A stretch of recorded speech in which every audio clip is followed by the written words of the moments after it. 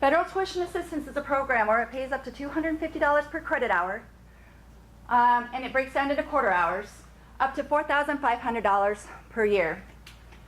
How you do that is you go through either your Ed Center here on post, or you hit this website. Your website is where you need to apply. Now, I'm not real familiar. The Army's got one very similar to this, pretty much the same program. Again, it falls under DOTI, so it doesn't matter whether you're Army or Navy, Air Force. Same program, but Air Force, this is how you get to their federal tuition assistance. Things that you need to know is that you do need to have a degree plan.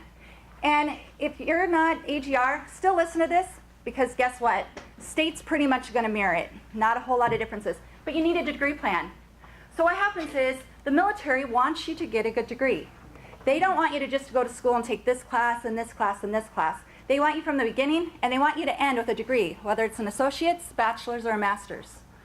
So when you go to your school counselor, they're going to say, you know, I want a degree in biology. They're going to say, here's what you need to take these classes. To take a degree from us, you need to take this. And if it's a liberal arts, you might have a little history in there, you might have a little religion in there, a little math in there, but then the rest of your sciences in order to obtain that degree in biology or whatever you're seeking. But there's a plan set out. They already know what you need to do. So federal tuition assistance needs to know what that degree plan is, because now they're going to watch as you're applying for those classes. They're going to make sure you're taking those classes, and you don't decide to take basket weaving 101, because that's not in a degree plan. They want you to get an education and a degree. They don't just want you to take classes. Tracking? So some of the other things that you need to do. You do have to request the TA before class starts. So at least 45 days or 7 days at a very minimum. After that 7 days, it's a no-go. So your supervisor must approve those. And if you withdraw through the course, you must notify the school and the education center. Because guess what? If you've dropped out, nobody notifies TA and it starts paying, and then if you don't have a grade at the end, they're going to turn around and they're going to recoup that money. So you need to let people know what's going on with your education. If something comes up, life gets crazy, and life happens, you need to let somebody know so that we can be ahead of the ball game, and money's not getting spent and then turned around and recouped. So you are responsible for reimbursing the government for all TA not dispersed to the USAF. If you fail a course, they're going to recoup. You're spending government money. They want you to pass the class. If you don't pass it, they're not going to pay for it. Some other things that you can, there's military withdrawals. You're responsible for ensuring that your education record reflects your official grade within 30 days after the class ends. 15 semester hours. You're allowed 15 semester hours to establish a GPA, and you have to maintain a 2.0 or higher, 3.0 for graduate degrees. And TA is not authorized for a degree that you currently hold. So if you have an associate's, you can't use TA to get another associate's, but you can get it, apply for TA to get a bachelor's. Once you have your bachelor's, you can apply for TA to get your master's. But if you already have a degree at that level, they're not going to pay for you to get another degree. We've got too many service members that don't have degrees at all. That's what the money's for. It's not for those that have already gotten an education to continue to get the same level of education. So, and this stuff I pulled offline. I just Googled Air Force tuition assistance. Again, the Education Center on post here is probably going to be your best resource. But things that you do need to know, if you're missing grades over 60 days from the end of the course, you won't be able to continue to apply for TA. Suspense dates that have expired. If there's missing personnel data in the education record, including phone number, date of service, date of birth, unit, office symbols, mailing address, email, you're not going to be able to apply for TA. Requesting for TA that starts more than 30 days in the future. Well, that's weird because you can do 45 days out. Requesting TA for courses that have already started. We talked about the other slide. Once courses have started, it's a no-go. And the same goes for state TA. We need to ask for that ahead of time. Kind of like, well, you kind of like driving a car off the lot. You know, you can test drive it, but it's not yours until you go to the bank and you get the loan, right? And then you pay for the car. So you kind of go pick your car out, you pick your college out, then you got to ask for the money. And then once the money's approved, then you can take that car off the lot. We don't tell you what school you can go to. We allow you to pick the university, the college that you go to, but what you might want to make sure happens is the school's accredited. However you do it, then you need, if you got a school that you think is suspect, you need to check with Sergeant Foster, who can check with Mr. Day, who can check our system to make sure they're in our system. When I say our system, we have a system called PASS for financial approval for everything that we do for DC government. You will actually get a purchase order along with your TA committing the funds, so you shouldn't have to come out of pocket. Let's talk about the funding piece. You heard the word $6,000. You heard the word $500 for fees. But here's how that actually works. We'll start with the Air Force. The AGRs, you get up to $4,500 through Big Air Force. Traditional Air Force gets no money at all. So on the AGR side, because you get $4,500, you can put a TA in to go to $6,500. Okay, so the difference of that is $2,000. So you'll put your federal TA into Air Force. They're going to tell you how much that is. You can apply it through a TA to Sergeant Foster for the difference if that costs up to $6,500 a year. $6,000 goes towards your tuition, $500 goes towards your fees. If you start looking at your paperwork, you'll see this big conglomerate of fees they charge you for everything. We can only pay up to $500. We do not do books because the cost of a book can be the cost of your fee for one class. So that's how that works. Traditional Air Force, you get no TA whatsoever. That way, you can apply to Sergeant Foster again. I'm putting her on the spot. The whole $6,000 for that year. Okay? And the $500 for fees. So now the AGRs get how much? $4,500 from Air Force, $2,000 for us is $6,500. Traditional Air Force get the whole $6,500 from us. So that's equal. On the Army side, because the Army education system give for the $4,000 to the traditional Army Guard across the board. Whether you're AGR or part-timer, whatever, it's $4,000. So they can come in and add $2,500. Now, on the Army side, which is not like the Air side, a young person who joins the armed forces come into the Guard, he or she has to complete basic and AIT and wait a year before they get tuition assistance. What we do on the state side is that once you complete AIT is Advanced Individual Training, come back to the Guard, sign into a unit, you can immediately apply for state tuition assistance. And you can get up to the $6,500. If you're a service member on the Army side who has less than 10 years, and you're going for a master's, Go Army don't pay for that either. But you can come to us on the state TA and get that as well. The idea of this program is to best benefit the service member. It ain't about us retirees, it's about you still in boots. And that's what we do. Now, with that being said, there's certain things that we need from you to give to her for her to give to us. Okay? One, when you apply for tuition assistance, if you're AGR, copy your base education. What they're going to authorize you is need to be with your package. If you're AGR, you need to check the block saying you're AGR. We have had folks who check not AGR for us to find out later they are AGR. That becomes a loyalty issue, integrity issue for us. Some of you probably applied for TA in the past, got jacked up. Stuff didn't go through. We're changing it. That's why we're here this morning, to do that. So that's how the money flows. Sergeant Foster is the representative for the Air Guard. Captain Langle is the representative for the state. Sergeant Foster, in essence, can go through Captain Langle for state tuition assistance. what we've done, because Captain Lang's duty, the air guard, everything comes strictly to us from Sergeant Foster or anybody who's in that seat, because we don't want anything to slow the process of turning around because Captain Lango may not be available. Okay? Or Sergeant Foster, somebody will pick up if she's not available, or with CMAS on presser. But the idea is to get the TAs in. Only thing I'll require is I ask that you do 30 to 45 days in advance. And there's always an exception to policy.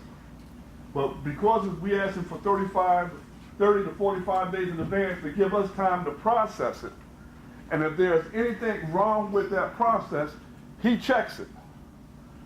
And if he passes it and it comes to me to sign off on, it's good to go. If he found a glitch, he gives back with Sergeant Foster or Captain Lang or Sergeant Campbell on the Army side and say, here's the issues. Now, we have had issues where there's schools that's not in our database and we need to put them in the database. It's a simple process. However, you guys who go to these schools have to be the policy of getting that information to us.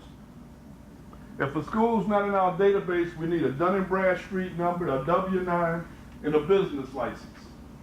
That has to come to the school to put into our vendor data file in order for us to do business with them. So real quick, you fill out the TA application, right? And you need to put all the information and get all the required documents that are included. I'll start singing if I karaoke. So then after you get that complete packet, it has to go to your commander for signature. So your commander knows, or your supervisor, they're going to verify that you're a satisfied participant, that you're showing up for drill, that you're passing APFT, meet and height and weight. Just basic requirements of being a DC National Guard member. So once they sign off, then it gets loaded in. I think Sergeant Foster's going to talk a little bit about that, how that gets uploaded in his to Sergeant Foster. She's just going to double check some information, and she's the last sign off before it goes to Mr. Preston. Or actually, it goes to Mr. Day.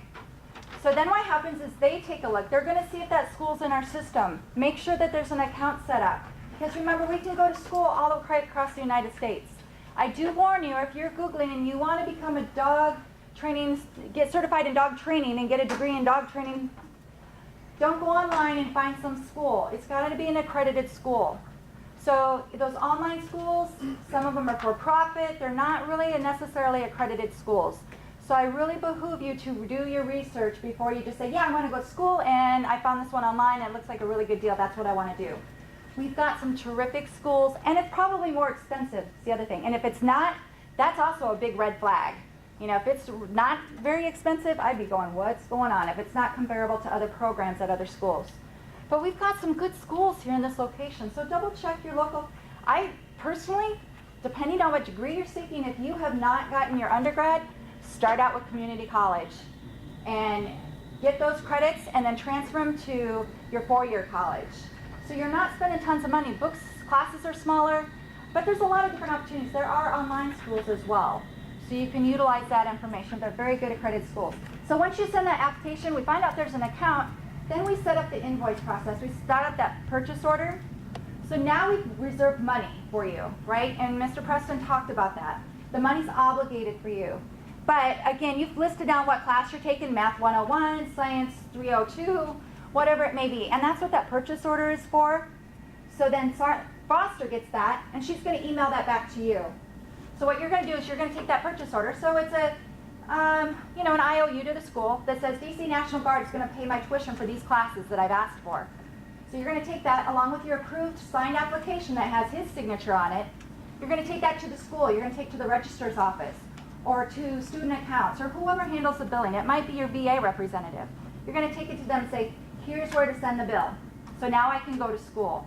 So now you're going to school, doing great things, studying really hard and getting good grades, right? If you haven't added or dropped any courses, it gets along to invoice time. And different schools have different invoice processes.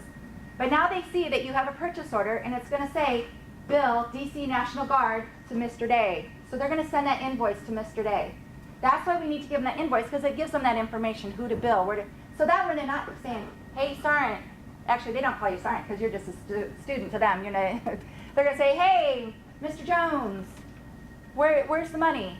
And you're gonna say, well, DC Guard's paying for it.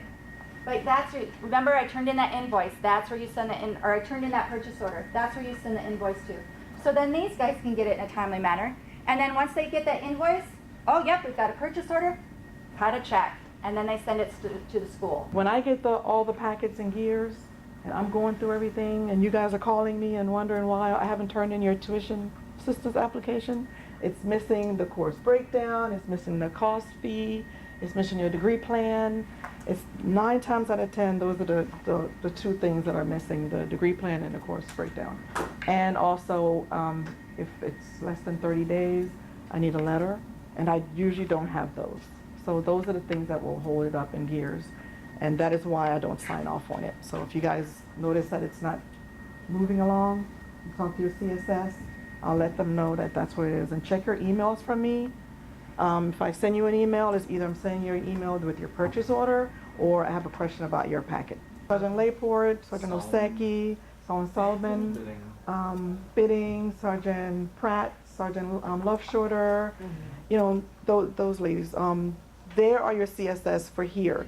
So we have Sergeant Clark is in medical, Sergeant Hernandez is at the wing, Sergeant Mitchell is in MSG, and I am at headquarters. And so we're the people that will upload your packet, your full completed packet into Gears. Once it's uploaded into Gears, it goes to the DCNGTA or to myself. I would then get it. Sometimes Gears isn't working. So we had an issue like 2 weeks ago, and it was slow or wasn't picking up or was deleting all the attachments. So once that comes to me, I go in and I pull everything down, and your packet is there, I go through it. If it's not there, I will not send it back because Gears is not acting very good right now. Usually we send it back, and then you make the CSS will make the corrections, and then they send it back to me.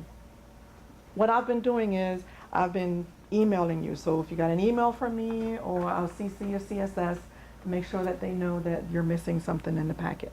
And then you have to respond to me and your CSS so that we make sure that everything is completed. Then I take the documents, I sign it in, I have a spreadsheet, I put you guys on a spreadsheet and sign it, I put a control number on there, and I take it over to Mr. Day, and he takes it from there. So once Mr. Day has it, I've got no control over it anymore. So if he sends it back to me because I missed something that you guys missed, then it's coming right back to me, and I have to send you another email to get that information. Yeah. So that's why it's important to get it done. I don't work that far, but still, you don't want me to have to go back and get it and then start over, and because that's a couple of days that you guys are going to be missing out. Then once it's completed, he sends me the purchase order, and I'll email you, and I CC either your supervisor or the CSS. And what's really important, what I have an issue with, is when you fill out your Gmail account or whatever, your Yahoo account, and I see blah, blah, blah, blah, blah, blah, blah, blah, gmail.com. That's what I see. I don't see Barnes, I see anything else. I cannot read the handwriting, and I always get the response back, the email didn't go through. So please check your mail.mil if you submitted a packet and you have not received your purchase order within 30 days. It might be in your mail.mil, or speak to your CSS because I CC them as well. But if you please don't mind, please put just make sure your email address is clear if you're a traditional and you check your Gmail or your Yahoo or your other account. Okay? Good morning. I'm Mr. Day, Albert, retired. I work at DC Guard. Don't mind this one here. We've been together since '87 when I came and joined the Guard. Make it real short. Everybody should have a packet like this. Okay? Go to where it says state tuition, timelines, and requirements. I think that's like the 4th page, I believe.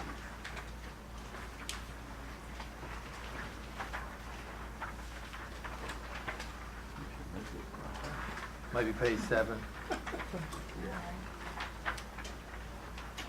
There you go. Okay.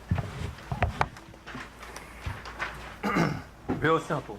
On the air side, it's really not that much. Once you take it and submit it, I get it. So I'm Foster, she'll submit it to me. I only double check because people do miss. I miss sometimes, she have to correct me, Mr. Preston have to correct me, sometimes Captain Lango and anybody else. We're not perfect.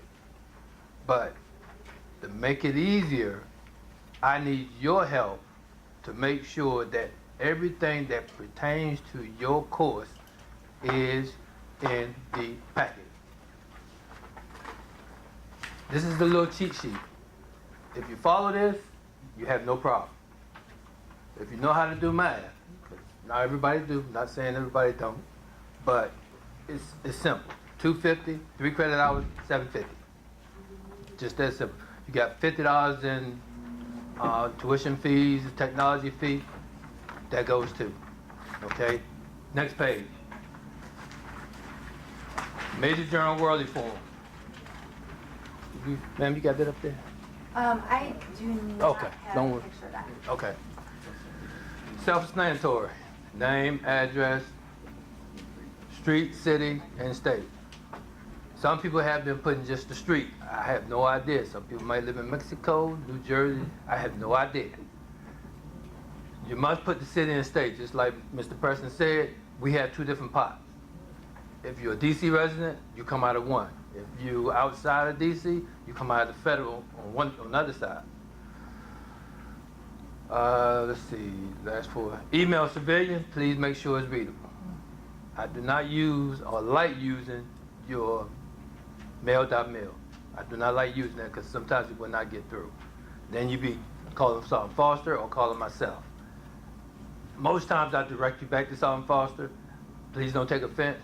I really don't like picking up the phone and keep talking to students unless she refers me to you or it's a problem. Then I do it. School name, put the full school name, University of Maryland, UMUC, whatever the school name is. You ain't got to put it online because most of the schools are online. Put the register's number in case that I need to call the school and I can get to that register, which normally goes through third-party billing. Undergrad, it's all self-explanatory. Course number and course name. I prefer course number because it's easier. Most schools send just, when they do the invoicing, they don't really put a course name, they just put in the course number with the credit hours and the date that you take the course and what the amount is. That way I can know exactly, are you taking the same course that they putting down, and that's on your TA.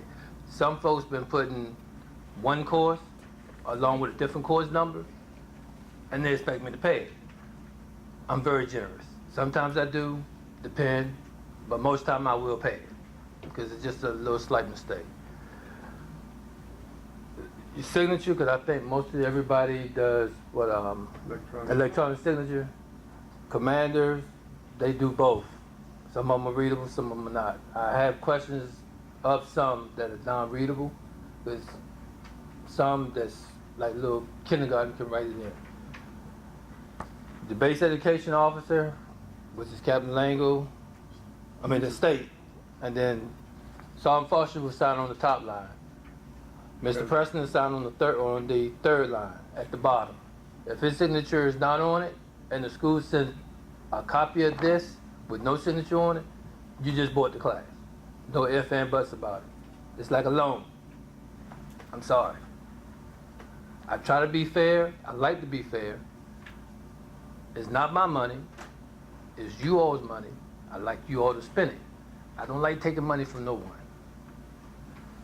Now that all would happen after we submitted that. Correct. Yeah, so that's when you're waiting for that to come back, that purchase order, so you'll get the application and the purchase order back. One of the documents is your course fee. On the next page, you'll see an example of, what got here? Prince George's County Community College and University of Maryland. I know what schools do send and is online. A lot of folks don't submit it because they try to hide it in the tuition numbers. But I know which schools have fees and how much the fees are. You can ask for $2,000, and I'm looking at it and I'm like, okay, all you get is $750. Why you asking for $2,000? Then you're gonna call back to Sergeant Foster, try to fuss her out, and then she gonna call me, and then I'm like, okay, let me speak to the service member and I'm gonna explain it to you. There have times people have done that. This is a very important document. It has all your fees, what your course cost is, what your fee cost is. Like Mr. President said, we don't pay for books. Materials, it's a iffy, because certain schools have materials and lab fees combined in one, so I can't separate those. But most time it's lab fees, technology fees. Okay, next page. This one here, because a lot of folks on the air side is in cybersecurity. I went online at UMUC and pulled off theirs. Similar to what everybody is taking, might be off by what you already have. And this is what a degree plan is. It tells you every course that you'll be taking, with the exception if there's substitution because you already fulfilled your obligation in certain credits. I really don't look at it, but then I've been doing this for 10 years. I pretty much have an idea, because certain people continue to use TA, which I'm glad of. Okay. Then the last form is your statement of understanding. It tells you what you can, what you cannot do, has some blocks on the side, and the signature. This is for her to check, to make sure if there's a problem, I let her know. She get back with you, she get back with me. If I need to call the school, I call the school. If there's a problem that can't be resolved by you and the school, then I get involved and I solve the problem. Quick note, on the past, I spent $438,000 last year. I had 452. The remaining is what I had to go back and cancel the PLs out. That's a lot of money. I don't like canceling unless it's actually necessary. So it is up to you as the student to make sure that if you drop an ad, most schools now done changed the drop an ad. It used to be 7 to 10 days. Now they're going to 5 days. Some is doing 3 days. Let someone know. Okay, don't come to the last minute and say, oh, I dropped that class, but here it is, the school done sent me an invoice and I done paid. Guess whose pocket I get to hit? Do the right thing. Before you turn it in, do your checklist. Make sure you have everything in the checklist, because I will send something back to her, written in red, and it says denied. I don't like to do it. I like everybody to spend the money. I want everybody to get the education, because this is you all's money. This is where this flow chart that you see here is everything that starts from the time you put your package in until you get a document from my office. So that means if you see all these gates, that's the whole process. So at any given time on the decision gate, if it's yes, it moves. If it's no, it comes back. Now we're going to talk about entitlement. We're going to real quickly go over the GI Bill. He's going to kind of brief some stuff. Again, Mr. Sutton is really a subject matter expert in the GI Bill. GI Bill goes across all components, so it doesn't matter whether you're Air Force, Navy, Marines, Army, or Coast Guard. So he's going to talk about that, and then if you have any questions, he'll answer what he can, and we'll go from there. You have to serve at least 90 days. Aggregate. Okay? All those days combined. So if you do these 12301 Delta short deployments, the Air Guard loves these 90-day and 180-day deployments. You do one of those 90-day deployments, you're in. Okay? You do 2 of those 90-day deployments, and your benefits go up. So there used to be an asterisk on this, and I don't know if it's still that way, because it's been changed since 9/11 since post 9/11 came out. It used to be that for a guardsman, basic training and tech school do not count